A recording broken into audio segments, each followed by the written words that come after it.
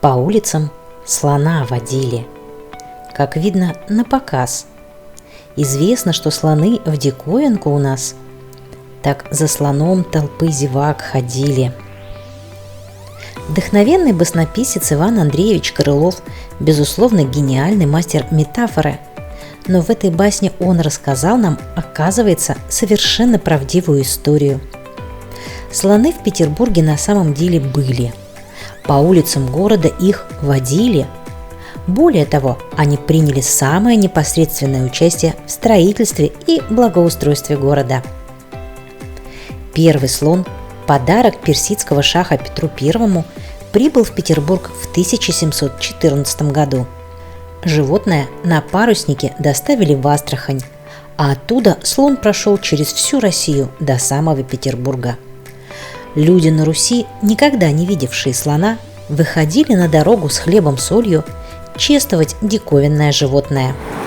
Мы с вами на помпезном и парадном Суворовском проспекте, который одной своей стороной упирается в Смольный собор, а второй своей стороной идет к площади Восстания и к Московскому вокзалу. И это именно та улица, которая называлась Слоновая до 1900 года.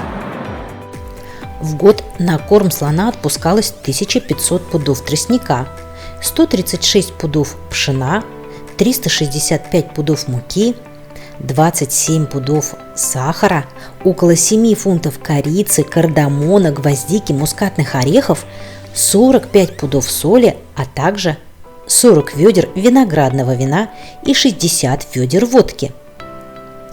Персидский шах, однако, не унимался и подарил несколько позже городу еще 2 слонов, а в 1741 году отправил вдогонку ни много ни мало еще 14 ушастых питомцев.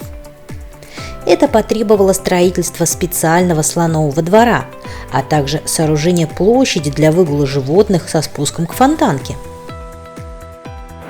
Сейчас на Суворовском дорогие рестораны и элитное жилье, и ничего не напоминает нам с вами про слонов. Выгуливать слонов планировали у Марсового поля и по Перспективной улице, так тогда назывался Невский проспект, что немало обеспокоило столярных дел мастера фон Болеса. Он докладывал в канцелярию от строений, что Аничков мост, через который придется перебираться слонам, находится в немалой ветхости. Доски настила на нем насквозь пробиваются, и надобно мост чинить, дабы в том было безопасности и слонам не могло быть какого повреждения. Возможно, мы бы с вами никогда и не увидели знаменитый Аничков мост, он просто не дожил бы до нас, если бы не слоны. Благодаря им мост отремонтировали, расширили. Слоны благополучно смогли ходить через фонтанку и даже спускаться к ней для лучшей способности всем слонам ради купания. Гулять слонов выводили настолько часто, что со временем в Петербурге появилось слово «слоняться», то есть болтаться без дела, глазея по сторонам. А что же сейчас? Где в Санкт-Петербурге можно сегодня увидеть слона? Логично предположить, что мы сможем с вами найти слонов в зоопарке. Туда мы с вами и направимся. В 1865 году Ленинградский зоопарк носил имя зоосада. Он был основан известной в городе любительницей животных Софией Гепгард, голландкой по национальности, и ее мужем, купцом второй гильдии Юлиусом Гепгардом. Первый слон появился в зоологическом саду в 1868 году. Это был взрослый самец. Откуда он поступил, неизвестно. Ежегодно во время Масленицы в Петербурге на Царицыном лугу, сейчас это Марсово поле, устраивались праздничные гуляния. Слон прожил 15 лет.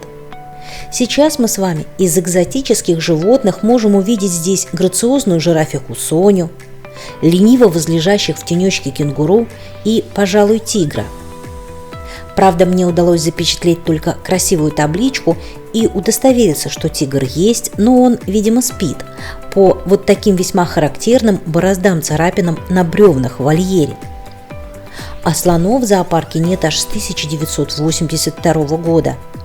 Требования к содержанию слонов изменились, и место для новых особей, которых в 2003 году Петербургу попыталась подарить Индонезия, попросту не нашлось. Что ж, продолжим искать. Пожалуй, второе место, которое приходит вполне оправданно на ум, это Санкт-Петербургский цирк. Неудивительно и весьма символично, что цирк появился на месте одного из слоновых дворов. После воцарения Елизаветы Петровны из казны была отпущена сумма в 5000 рублей серебром, по тем временам сумасшедшие деньги, для строительства 3 больших светлых амбаров с обязательным отоплением, в которых и жили слоны.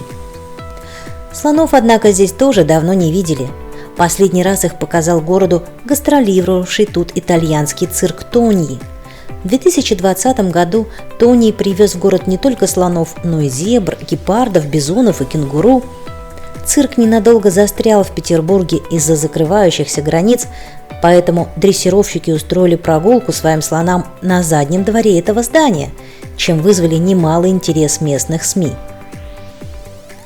А дальше ничего будоражащего ум и воображение мне найти не удалось.